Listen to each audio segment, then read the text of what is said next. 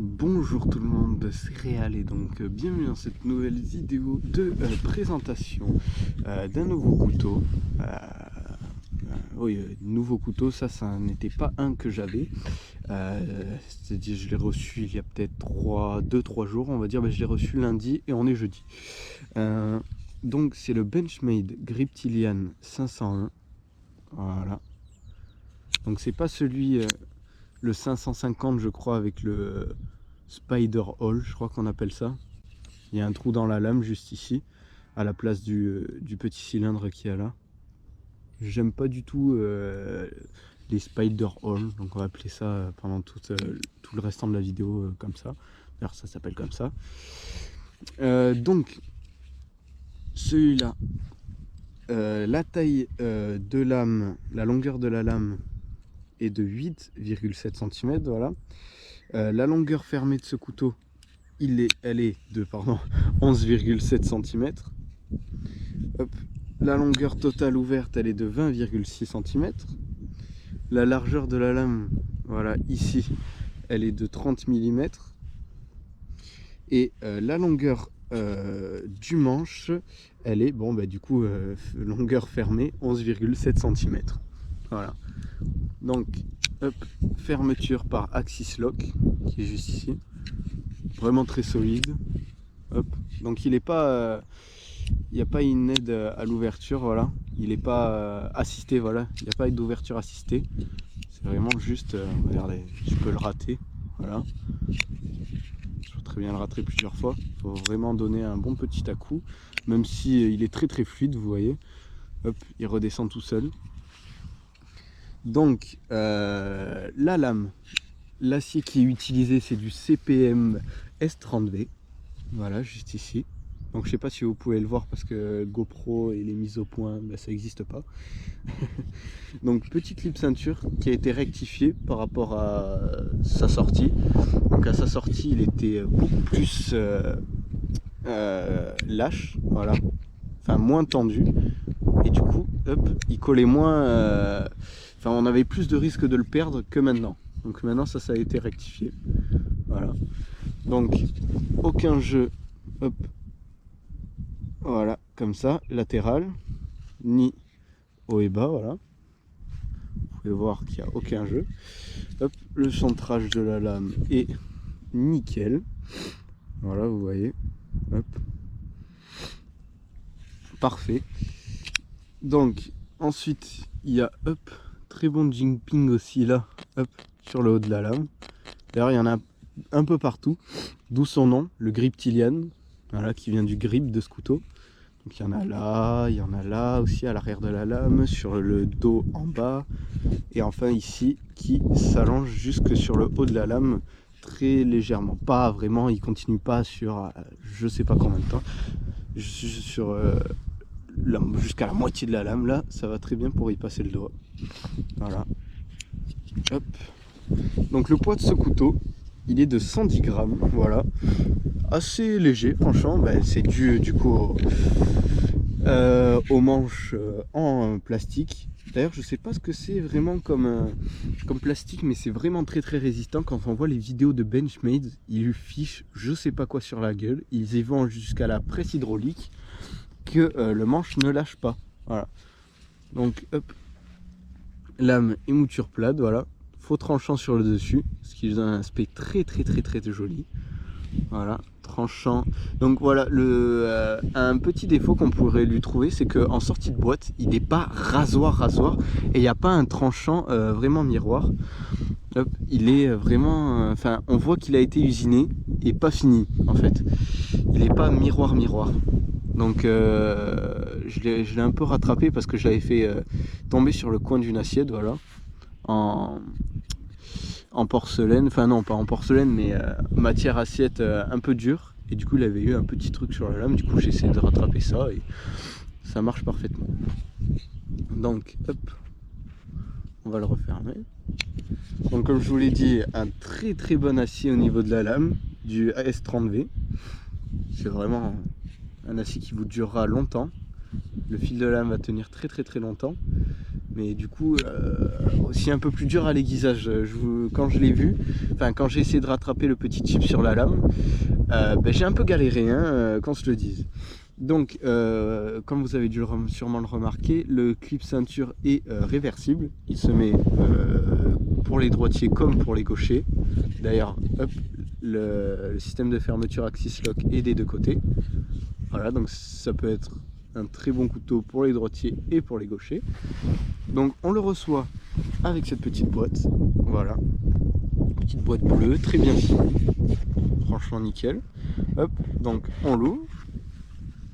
On a une petite pochette Benchmade, voilà, pour le transport ou bien si vous voulez pas l'abîmer. Hop, on a, hop, mécanisme Axis, voilà, c'est le petit, on va dire, la petite notice, voilà, qui est marquée. Bon, elle est en anglais, du coup, j'y comprends rien, mais voilà. Donc Benchmade. Je crois que c'est un peu, voilà, pareil, la petite notice. Voilà. Toujours en anglais, donc j'y comprends toujours autant rien. Et donc, voilà la petite boîte style de polystyrène à l'intérieur. Voilà. Donc, très belle boîte. Hop, rien à redire, voilà, du coup, sur la boîte. Ils en font pas trop ni pas assez. Voilà. Parce que je trouve que trop en faire dans les boîtes, ça sert à rien. Hop. Et pas trop en faire, c'est vrai que on peut se dire, bon, j'ai acheté un peu de la merde. Donc ce couteau là est proposé au prix de 105 € en réduction, sinon il est à 110, voilà, petite réduction, j'ai acheté. Voilà, hop, vraiment parfait pour vous accompagner sur les camps en second couteau, on va dire. C'est pour ça que je vous ai ramené l'autre, le Enzo Trapper. Il ira super bien avec en deuxième couteau avec une lame fixe. Donc celui-là, ça va être plus pour le travail bâtonnage, pour se tailler du bois, voilà, enfin pour le bushcraft. Voilà, c'est un couteau spécial bushcraft. Hop, une belle petite émouture scandinave. Voilà. Je vous ai déjà présenté celui-là, alors allez le voir.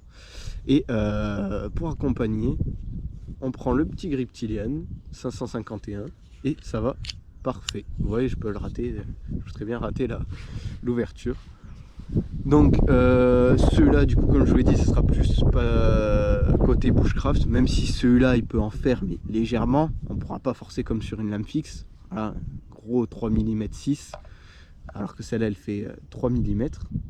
J'allais dire seulement, mais 3 mm, je peux vous dire qu'il faut le faire pour péter la lame. Hop. Donc, comme je vous l'ai dit, celui-là, ce sera un peu plus pour le bushcraft. Ça, un peu plus côté, je pense, cuisine, on va dire, entre guillemets, parce que c'est pas un couteau de cuisine, hein, qu'on se le dise, mais pour faire les secondes tâches sur le camp, parce que faire la cuisine avec ça, c'est la merde. Donc, cuisine, quand vous n'avez pas envie de le sortir, vous sortez celui-là de votre poche, clac, vite fait. Vous avez une petite pointe, un petit piqué pour la tente, ou bien pour planter dans le sol, pour faire tenir un truc, voilà, pour couper une corde, enfin vous m'avez compris. Donc il est parfait pour toutes ces petites tâches là autour du camp. Voilà, comme EDC couteau de poche, je le trouve bien, franchement. On l'oublie un peu, on va dire, dans la poche, même si des fois, comme il est assez épais, on le sent. Des fois, par exemple, on lève la jambe pour monter sur quelque chose, on le sent. Mais bon, c'est pas dérangeant, franchement. Il est peut-être aussi un peu gros pour un EDC. Peut-être on le sort, il fait un peu peur. Et encore, ça va parce que il est assez épuré, voilà, comme design. Voilà, il n'y a pas des grosses dents de partout. Le manche pourrait peut-être faire quoique. Non, ça va, franchement. Franchement, il pourrait passer. Bon, moi je le mets, mais bon, faites comme vous voulez. Hop, il y en a, ils pourraient l'acheter pour la collection, d'autres, ils pourraient l'acheter pour le déglinguer. Donc, on va passer au test de coupe, tout simplement. Donc, je vous reprends juste après. Donc, pour ceux qui ne le savent pas, c'est de la fabrication américaine. Voilà. Hop. Donc, les Américains, on sait qu'ils font du très bon travail.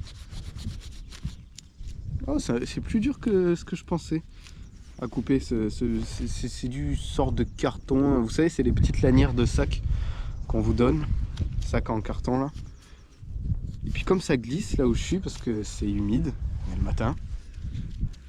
Mais bon, ça y arrive très bien. Hein. Je vais peut-être essayer de me mettre sur la mousse.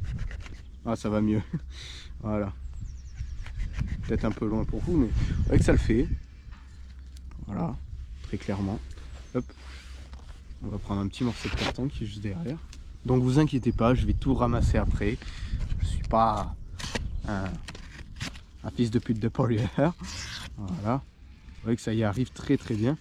Donc les voisins se mettent à faire des travaux pile quand je tourne une vidéo. Voilà. Vous voyez que ça coupe très très bien. Hop. Donc c'est en sortie de boîte ça. Mais comme je vous l'ai dit, c'est pas rasoir. J'ai testé un petit peu. Ben, ils auraient pu être beaucoup plus aiguisés, franchement, sortis de boîte. Bon, ça ne m'a pas empêché de me couper la première fois avec sur le petit doigt avec le Axis Lock. J'ai toujours l'habitude des petits... comment ça s'appelle? Des liner lock, voilà. Du coup, c'est-à-dire que hop, je pousse et j'accompagne la lame avec le doigt. Alors que là, j'ai laissé traîner mon petit doigt comme ça et j'ai refermé la lame dessus. Et bon, ça m'a pas tranché le doigt complet. Ça a fait une petite coupure, voilà, de rien du tout. Mais voilà. Donc, pour le coup, là, j'étais content qu'il soit pas rasoir en sortie de boîte. Hop. Voilà. Bon, ça le fait, hein, vous voyez, même sur le papier, je vais vous prendre une petite feuille de papier. Voilà. Bon, ça le fait bien. Hein, donc, bon, j'aurais préféré avoir vraiment finition rasoir, enfin, tranchant rasoir et finition miroir, voilà, sur le tranchant. Voilà. J'ai remarqué aussi qu'il était un tout petit peu moins aiguisé, voilà, ici, je sais pas pourquoi, mais il aurait tendance à un peu plus accrocher. Voilà, un peu plus déchirer le papier que sur le bout de la lame. Voilà. Mais sinon ça tranche très bien, franchement vous inquiétez pas pour ça. Donc c'est un de mes premiers vrais pliants. Parce que bon, avant ça, j'avais un petit pliant que mon grand-père m'avait donné. Mais ensuite j'ai eu un petit Opinel et un petit couteau qui vous savez, on a dans les kits Beer Grylls et tout ça. Donc c'était pas vraiment un vrai pliant. Là c'est vraiment tout premier vrai pliant, vraiment finition nickel, centrage de lame parfait, aucun jeu, très bon grip, franchement. Et puis léger, hein, honnêtement, il est assez léger, on sent vraiment presque que la lame. Donc j'ai oublié aussi de vous parler, je sais pas si on va le voir, mais il y a des petites plaquettes, voilà, qui continuent sur les 3/4 du manche, on va dire. Petites plaquettes en inox. Voilà, ajouré bien sûr, pour perdre, pour gagner le plus de grammes possible. Hop. Donc celui-là, franchement, même petite coupe de bâtonnage, si vous n'avez pas envie de sortir la grosse lame fixe. Et merde, bon, je vais un peu courir après. Donc voilà, vous voyez. Bon, merde, ce bois il est pourri de chez pourri. Voilà, donc je vais essayer de vous trouver un petit morceau de bois.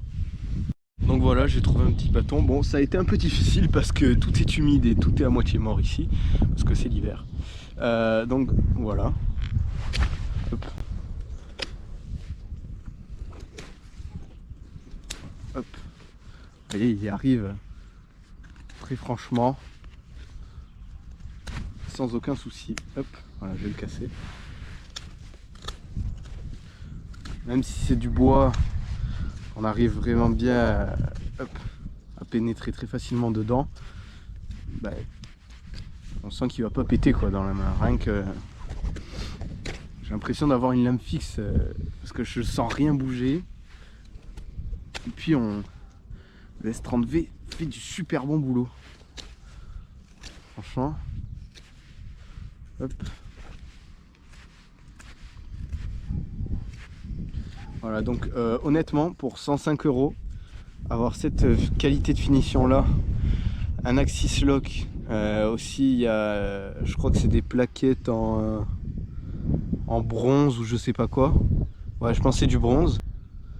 Mais avoir du S30V, une finition comme je vous l'ai dit, parfaite honnêtement, parce qu'aucun jeu, centrage parfait de la lame. Et forme de la lame, ergonomie du manche simple. Il va pas vous glisser dans la main. Vous voyez, j'arrive très facilement à tailler une pointe. Voilà. Même si c'est pour juste passer à travers. Il en sera largement capable si vous y appuyez un peu dessus. Il bougera pas. Oula, ça a failli partir en doigt coupé. Bon voilà, vous avez compris le principe quoi. Je vais pas vous faire une démo pendant 115 ans. Voilà donc, toujours aucun jeu. Perfect. Ouais. Hop. Sortira toujours parfaitement. Donc voilà, c'est tout pour cette petite vidéo présentation de ce couteau là. J'espère qu'elle vous aura plu. J'espère qu'elle ne sera pas trop longue et que le cadre vous aura plu aussi, parce que vous avez peut-être remarqué, mais je suis plus à la campagne que côté bord de mer de la dernière vidéo. Donc voilà, hop. Je vous mets du coup le lien, je pense, dans la description de ce couteau là. Vous pouvez y aller, hein. Franchement, je suis pas déçu, et merci à Fan de Couteaux de m'avoir conseillé ce couteau là. Au début je voulais partir sur un Ruick P108 SB, donc la version black, parce que je voulais absolument un manche en métal, voilà, en aluminium ou en titane. Et franchement, je suis pas déçu, parce que j'avais peur que ça casse, parce qu'il fait très cheap ce plastique, mais quand on l'a en main, on sait qu'il va pas péter. Donc voilà. Donc je vous dis à très bientôt dans de prochaines vidéos. C'était Réal. À bientôt.